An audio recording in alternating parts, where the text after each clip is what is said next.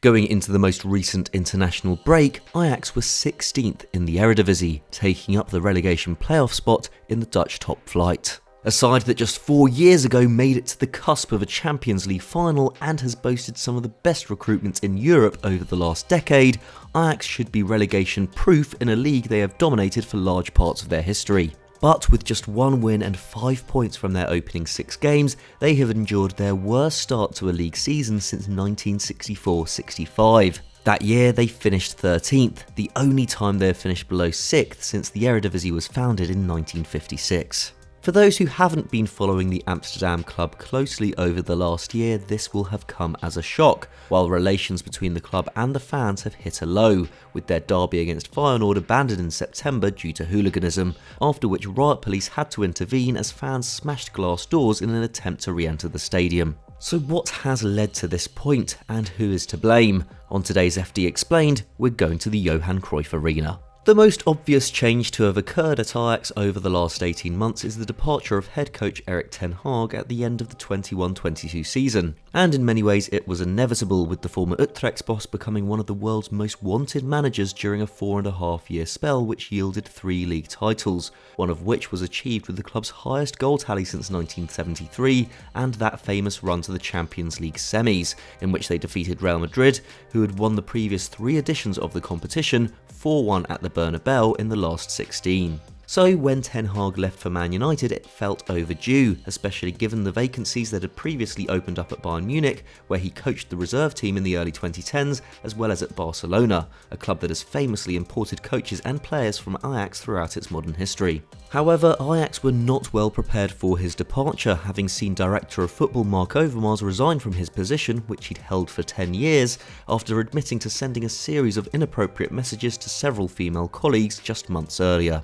So they not only entered the 22-23 season with a new head coach, but also without a figure who had defined a golden era of recruitment at the club. And despite his success, Overmars didn't leave behind the most robust system. A recent report by The Athletic revealed that, rather than employ proper scouting and database management to keep an eye on players, Overmars conducted a lot of work via WhatsApp, using his name and profile as a player to open doors rather than ensure those channels were open to others at Ajax. In the 3 years up to January 2021, Sebastian Haller, Anthony, Mohamed Kudus, Edson Alvarez, Lisandro Martinez and Dusan Tadic were all signed, while the club posted a €172 million profit in the transfer market. The ability of Overmars to sell key players like Frenkie de Jong, Matthijs de Ligt and Hakim Ziyech for huge fees, coupled with excellent recruitment of young and undervalued players from South America and Ten Hag's superb coaching, meant that they were able to sustain huge success on the field and on the balance sheet.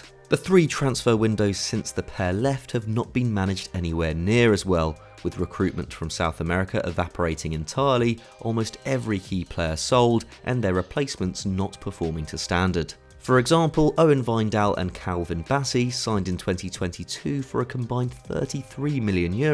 had been superb at AZ Alkmaar and Rangers respectively, but impressed so little in their first season in Amsterdam that Bassey was sold to Premier League club Fulham at a €500,000 loss, and Wijndal is now on loan at Royal Antwerp in Belgium. Technical director Harry Hamstra left after the failure of those signings and Ten Hag's successor Alfred Schreuder, as Ajax finished outside the top 2 of the Eredivisie for the first time since 2009, 13 points behind champions and arch rivals Feyenoord. But his replacement Sven Mislintat, who had worked wonders at Borussia Dortmund and Stuttgart but disappointed at Arsenal, proved an even bigger disaster. The German recruiter oversaw a summer window in which the club spent €109 million, the most they have ever spent between 2 seasons, with 5 of his 12 signings arriving in the final 12 days of the window. He also agreed to terminate the contract of captain Dusan Tadic, who scored 105 goals in all competitions and registered 80 Eredivisie assists across 5 seasons,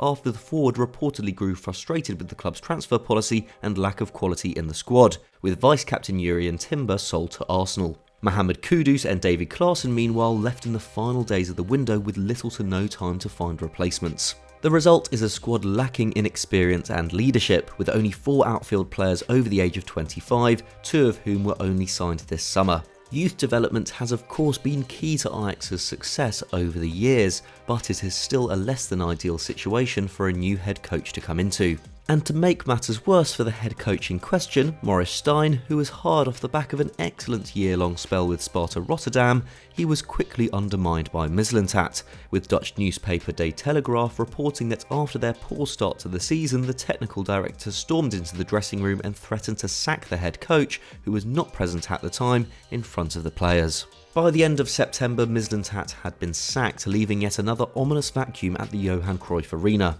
With CEO Edwin van der Sar resigning at the end of last season and his successor Alex Kroos not set to start work until March 2024, it's difficult to know where accountability now lies at Ajax. One can only hope that we've already seen the club at its most toxic. So that was our take on the huge problems currently facing Ajax, but are there any other clubs you'd like us to see a deep dive on like this? Let us know in the comments below. If you enjoyed this video, please give it a like and subscribe to Football Daily if you haven't done so already. Thanks for watching, we'll see you next time.